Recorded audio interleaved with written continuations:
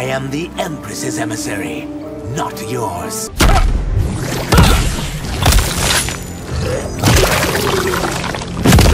Round 1, fight. رپتایل یا مارمولک، نینجای سبز رنگی که اصلا انسان نیست، چرا که پشت نقاب سبز رنگش چهره‌ای حیوانی داره و هر وقت گشتش بشه میتونه حریفاشو بخوره.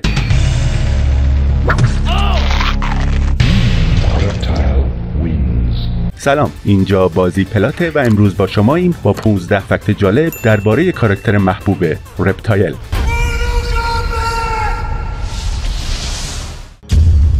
رپتایل اولین بار تو بازی مورتال کامبت 1992 به عنوان یه شخصیت مخفی معرفی شد، یه نینجای سبز که ظاهرش خیلی شبیه ساب زیرو و اسکورپین بود ولی حرکت‌های مخصوص خودش رو نداشت و ترکیبی از حرکت‌های ساب زیرو و اسکورپین رو انجام میداد. رپتایل ناگهان در ابتدای یه مبارزه ظاهر میشد و یه سری پیام رمزآلود میداد. چون مخفی بود و مبارزه باهاش شرط و شروط داشت، اول باید توی بخش تک نفره و توی استیج سیاهچال یا دپت بازی می‌کردین. از اینجا به بعد یکم قضیه سخت میشد، چون فقط در صورتی میتونستیم با رپتایل توی مرحله بجنگین که درست اول مبارزه یه سایه از روبروی ماه رد بشه. اونم شانسی بود، شاید 20 بار یا بیشتر این مرحله رو بازی میکردین و چیزی از جلوی ماه رد نمیشد. چیزایی که ممکن بود از روی ماه رد بشن بابا نوئل و گوزناش، یه بشقاب پرنده، یه جادوگر و حتی یه موشک بودن. البته بعضیا فقط تو بعضی نسخه های بازی بودن. بعد از اینکه رد شدن سایه از جلوی ماه رو میدیدین، باید حریفتون رو دوبار بی‌نقص و بدون اینکه ازش ضربه بخورین و بدون اینکه دفاع کنین میبردین و در انتهای فینیشر هم اجرا میکردین. فینیشر مخصوص اون استیج هم قبول نبود. اگه همه این کارا رو میکردین، بالاخره میتونستین با رپتایل تو اعماق سیاهچال بجنگین. واسه یه مبارزه مخفی خیلی کار سختیه، ولی اگه میتونستین شکستش بدین 10 میلیون امتیاز میگرفتین و میتونستین به امتیاز بالای خودتون افتخار کنین. همین. همونطور که قبلا گفتیم، رپتایل وقتی اولین بار معرفی شد هیچ پیشینه داستانی نداشت، اما سازنده ها براش پیشینه ساختن و همچنین دلیل اینکه رپتایل تو اون سیاهچاله وحشتناک بوده رو هم توضیح دادن. ظاهرا شنگ سونگ خسته شده بوده که بعضی از سقوط به ته سیاهچاله جون سالم به در میبرن، چون ظاهرا خیلی زیاد این اتفاق میافتاده. واسه همین به رپتایل دستور داده بوده که ته سیاهچاله بمونه و هر کی که زنده مونده رو کارش رو تموم کنه. یکی از فینیشرهای معروف رپتایل اونیه که بعد اینکه ماسکشو برمیداره سر حریفش رو قورت میده. برای اجرای این فیتالیتی تو بازی مورتال کامبت 2 نسخه سگا جنسیس باید از فاصله مناسب این دکمه ها رو به ترتیب بزنی: عقب، عقب، پایین، آ.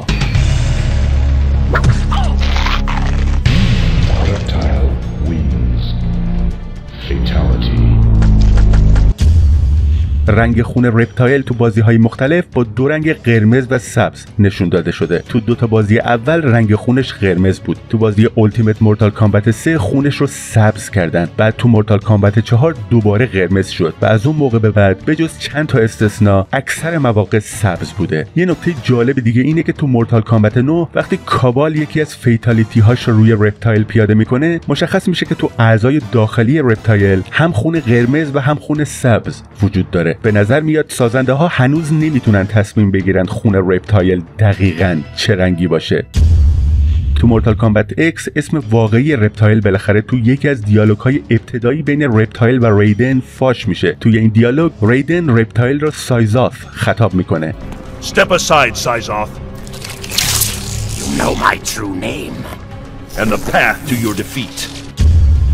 رپتایل عضو نژاد سارین، نوعی از نژاد خزندگانه. در واقع اون یکی از آخرین بازمونده های نژاد خودش محسوب میشه. نژاد سارین نژادی از انسان نماهای خزنده هستند. این نژاد در قلمروی زمین به وجود اومدن و به مرور زمان از دایناسورها به سارین تکامل پیدا کردند. در گذشته های دور خدایان کهن با هم در حال جنگ بودند و این جنگ باعث ویرانی های زیادی در قلمروی زمین شد. این ویرانی ها باعث شد تا سارین ها مجبور به فرار به قلمروی دیگه‌ای به اسم زاترا بشن. بعد از تلاش‌های بی‌وقفه برای بازسازی تمدن باشکوهشون، شاوکان به زاترا حمله کرد و به سرعت اونجا رو تسخیر کرد. تقریباً همه سارین‌ها نابود شدند و زاترا کاملاً متروکه شد. رپتایل بعد از اون به خدمت شاوکان و شنگ سونگ در اومد و در کنارش به دنبال بازمونده‌های نژاد خودش میگشت تا بتونه تمدنشون رو دوباره احیا کنه.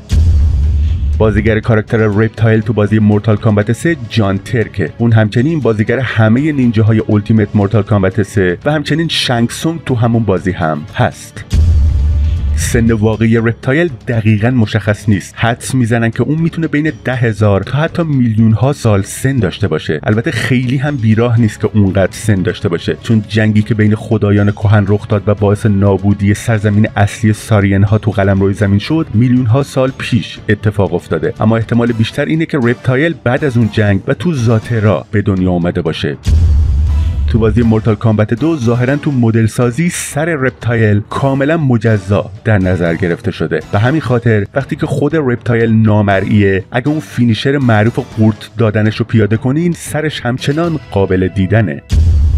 اینطور تصور میشد که رپتایل تنها بازمونده نژاد سارینه، ولی تو بازی مورتال کامبت تریلوجی یه شخصیت زن به اسم کامیلین معرفی میشه که ظاهرا آخرین عضو مؤنث نژاد سارینه. زیاد در موردش اطلاعاتی نداریم، ولی میدونیم که تمام عمرش رو صرف پیدا کردن رپتایل کرده بوده تا نژادشون رو دوباره احیا کنه. میشه گفت اون دنبال رپتایل میگشته که با هم نژادشون رو دوباره بسازن. اما چون رپتایل رو شستشوی مغزی داده بودن و به شاوکان خدمت میکرد، کامیلین هیچ وقت نتونست باهاش ارتباط برقرار کنه. نهایتا تونست با رپتایل صحبت کنه و بهش توضیح بده که شاوکان نژادشون رو نابود کرده، ولی رپتایل گوشش به این حرفا بدهکار نبود. در آخر کامیلین تبعید شد و از اون موقع به بعد تو قلمروها میگرده تا راهی برای کشتن شاوکان پیدا کنه. همچنین کاراکتر مذکر کامیلین هم به دلیل همنام بودن با این کاراکتر احتمال داره که از سارین ها باشه.